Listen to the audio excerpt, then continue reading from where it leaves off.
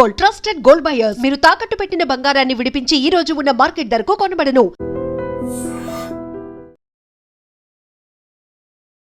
నమస్తే, welcome to I dream talking point with కవిత.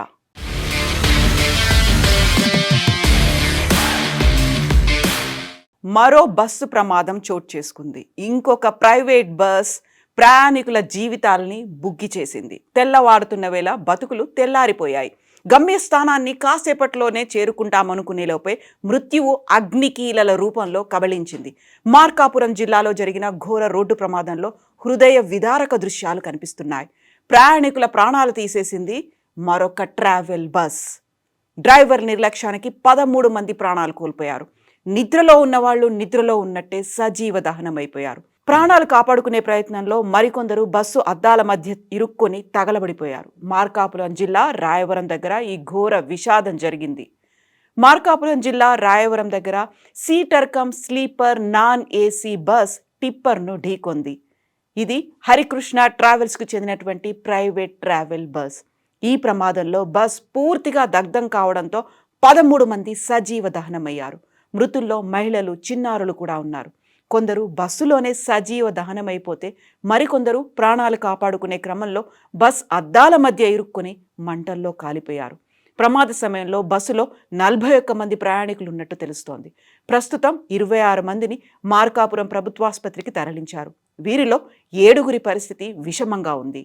హరికృష్ణ ట్రావెల్స్కి చెందినటువంటి private bus Jagtial నుంచి నెల్లూరు జిల్లా కలిగిరి వెళ్తుండగా ఈ ప్రమాదం చోటు చేసుకుంది. పలకల క్వారీ దగ్గర ఎదురుగా వస్తున్న టిప్పర్ను ఢీకొట్టింది ట్రావెల్స్ బస్. బస్సు ఢీకొట్టడంతో టిప్పర్ డీజిల్ ట్యాంక్ నుంచి మంటలు చెలరేగి కొన్ని క్షణాల్లోనే తగలబడిపోయింది. బస్ అద్దాలు పగలగొట్టి బయటపడాలనుకున్నటువంటి ప్రయాణికులు పొగతో ఉక్కిరి బిక్కిరి చేసింది. బస్సు నుంచి దిగడానికి వీల్లేకుండా అగ్నికీలలు ఒక్కసారిగా వ్యాపించాయి. ప్రయాణికులంతా నెల్లూరు, మార్కాపురం జిల్లా వాసులుగా గుర్తించారు. బస్సు ప్రమాదంలో గాయపడ్డ వారిని మార్కాపురం ఏరియా ఆసుపత్రికి తరలించారు. ఆసుపత్రిలో 26 మందికి చికిత్స అందిస్తున్నట్లుగా డాక్టర్లు చెప్పారు. వీరిలో 7గురి పరిస్థితి విషమంగా ఉన్నట్టుగా ఆసుపత్రి వర్గాలు వెల్లడించాయి. ఇప్పటి వరకు 13 మంది మరణించారు. ట్రావెల్స్ బస్ డ్రైవర్ తీవ్రంగా గాయపడినట్టుగా సిఐ సుబ్బారావు చెప్పారు. క్షతగాత్రులతో మార్కాపురం జీజీహెచ్లో హృదయ విదారక దృశ్యాలు కనిపిస్తున్నాయి. ప్రమాదం సంభవించిన నేపథ్యంలో కీలక విషయం ఒకటి బహిర్గతమైంది.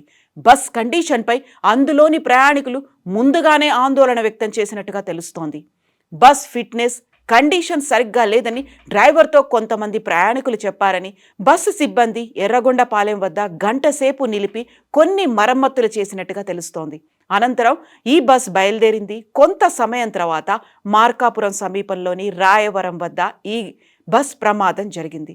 బస్ డ్రైవర్ను పోలీసులు విచారించారు. స్టీరింగ్ స్ట్రక్ అవడం వల్లే ఈ ప్రమాదం జరిగినట్లుగా డ్రైవర్ పోలీసులకు చెప్పినట్టుగా తెలుస్తోంది. ప్రమాద సమాచారం తెలుసుకున్న పోలీసులు హుటాహుటిన ఘటనా స్థలానికి చేరుకొని క్షతగాత్రులను మార్కాపురం ప్రభుత్వాసుపత్రికి తరలించారు. ప్రైవేట్ బస్ హరికృష్ణ ట్రావెల్స్కు చెందినట్టుగా ఐడెంటిఫై చేశారు.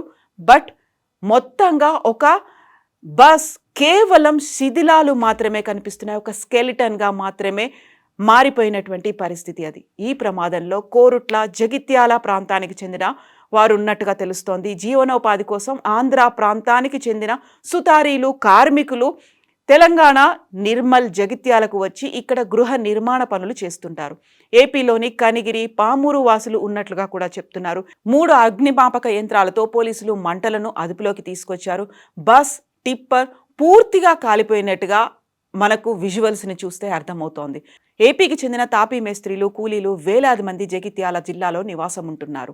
ఏపీలోని మార్కాపురం జిల్లాలో ప్రైవేట్ ట్రావెల్స్ బస్ దగ్ధమైనటువంటి ఈ ఘటనలో హరికృష్ణ ట్రావెల్స్కి చెందినటువంటి బస్ ప్రతిరోజు జగిత్యాలకు వచ్చి ఇక్కడి ప్రయాణికులను తీసుకొని వెళ్తుంది. ఏపీకి చెందిన తాపీ మేస్త్రీలు, కూలీలు వేలాది మంది జగిత్యాల జిల్లాలో ఉపాధి కోసం వచ్చి అక్కడే నివాసం ఉంటున్నారు.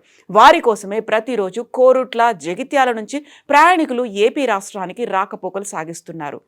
ప్రమాదం జరిగిన వెంటనే ఆంధ్రప్రదేశ్ రాష్ట్ర ప్రభుత్వం స్పందించింది, విచారణకు ఆదేశించింది. ప్రమాదం ఎందుకు జరిగింది, ఎలా జరిగింది తెలుసుకునే దాంట్లో ఇప్పుడు విచారణ కూడా జరపాలని చూస్తున్నారు. అయితే ప్రైవేట్ ట్రావెల్స్కి చెందినటువంటి ఈ బస్సుల్లో ఇలాంటి ప్రమాదాలు తరచుగా ఎందుకు జరుగుతున్నాయి? అందులో కూడా ప్రయాణికులు సజీవ దహనమవుతున్నటువంటి ఘటనలు ఈ మధ్య కాలంలో విపరీతంగా కనిపిస్తున్నాయి. ఈ నేపథ్యంలోనే మళ్ళీ ప్రైవేట్ ట్రావెల్స్కి సంబంధించి కండిషన్లు, ఫిట్నెస్లు ఎలా ఉన్నాయి అనే దాని మీద విచారం వ్యక్తమవుతోంది.